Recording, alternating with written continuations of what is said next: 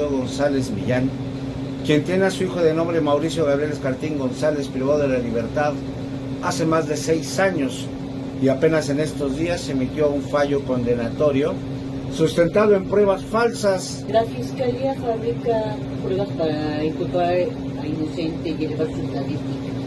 Además de que el propio Tribunal Superior de Justicia ha dado órdenes para que solamente con el puro dicho de la víctima y sin pruebas lleguen a sentencias. ¿Por qué afirma usted esto? Porque existe un comunicado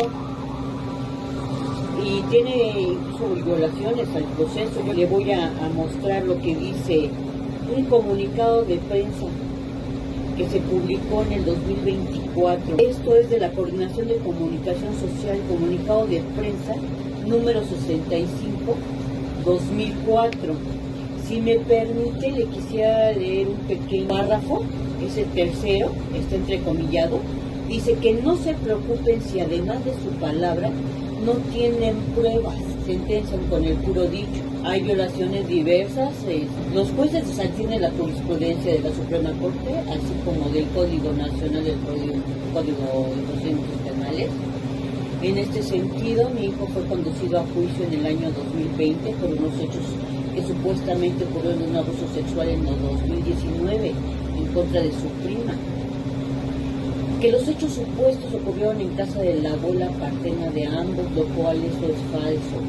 La Fiscalía conocía el domicilio de mi hijo Mauricio y a pesar de ello, nunca lo citaron, solamente solicitaron que se librara orden de aprehensión en su contra.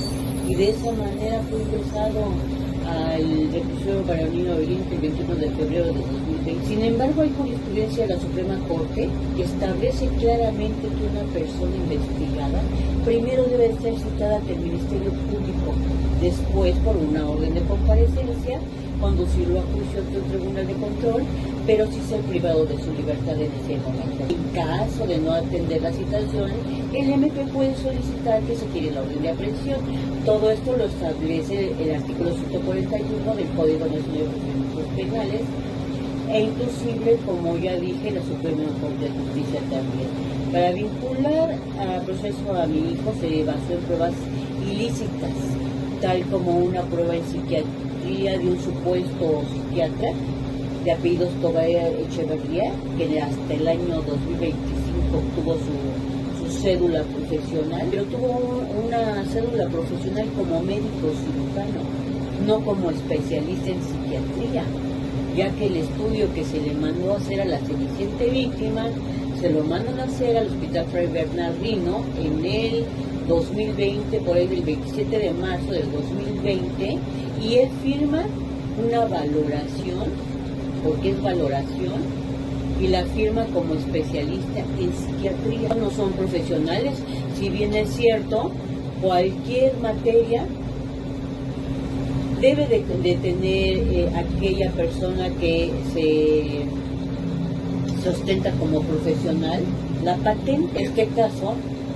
él firmó como especialista en psiquiatría y solamente tiene una cédula del 2025 como médico cirujano, no tiene otra cosa.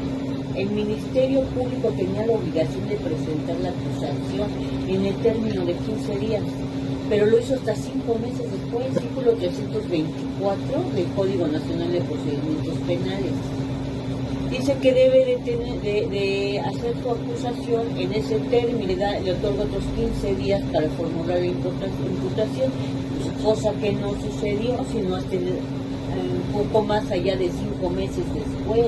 Le especificó que establece el 324 y el 325 que si el Ministerio Público no cumple, se debe decretar el sobreseimiento. ¿Nos puede usted explicar qué es el sobreseimiento?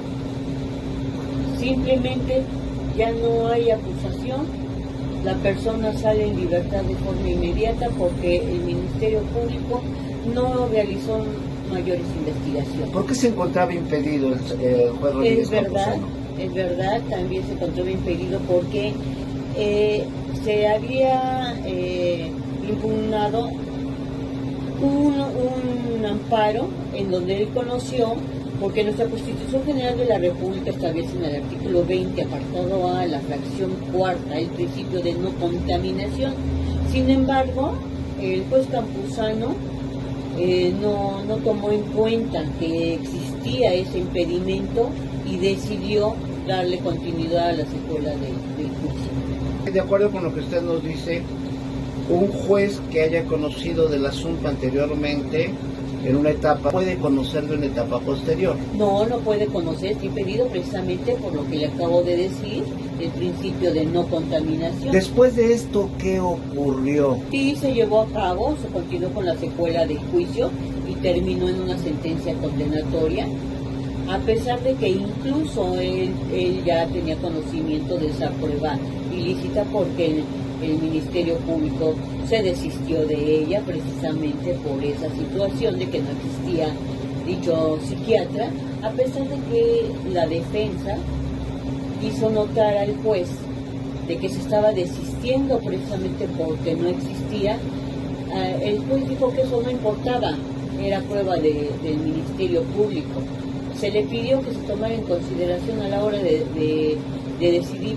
Se continuó con el juicio y terminó en sentencia condenatoria. Posteriormente promovimos un juicio de amparo y en este juicio de amparo se le otorgó la reposición del juicio precisamente por la contaminación que ya había sucedido en juicio anterior, tanto de la Fiscalía como de la defensa. Pero estamos hablando, ¿cuándo fue el juicio ante el juez Rodríguez Campuzano? En el 2022. ¿Y por qué hasta ahorita, hasta 2026, se está reponiendo el procedimiento?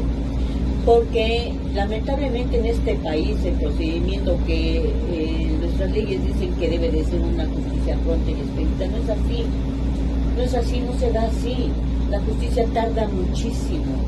Y aunque se hicieron valer muchos agravios en el amparo, el colegiado determinó reponer el juicio cuando realmente pudo entrar a fondo de los otros agravios que eran de mucho más valor. Nos dice que se repuso el juicio. ¿Ahorita cómo se encuentran en ese nuevo juicio? Ahorita ya se desahogaron todas las pruebas tanto de la Fiscalía como de la defensa, pero lamentablemente las pruebas que aportaron son falsas, como ya les expliqué.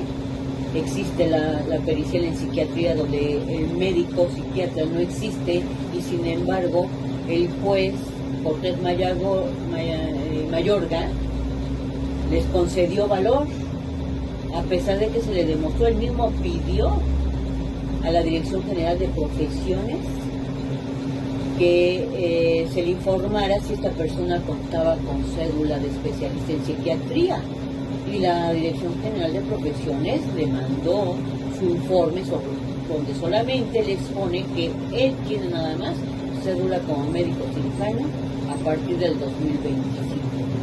No tiene ninguna otra cédula, ninguna otra profesión. Es un psiquiatra falso, completamente falso. Y con esa prueba que se desahogó, le tomó valor, le dio valor probatorio, porque él prácticamente nos está diciendo que como la sediciente víctima le dijo lo que sufrió al médico cirujano, a la psicóloga, al psiquiatra y a sus padres, con eso era suficiente.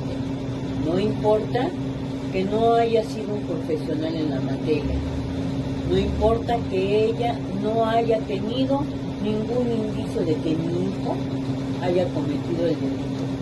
Nunca se hicieron investigaciones por parte del Ministerio Público, que tiene la obligación de mandar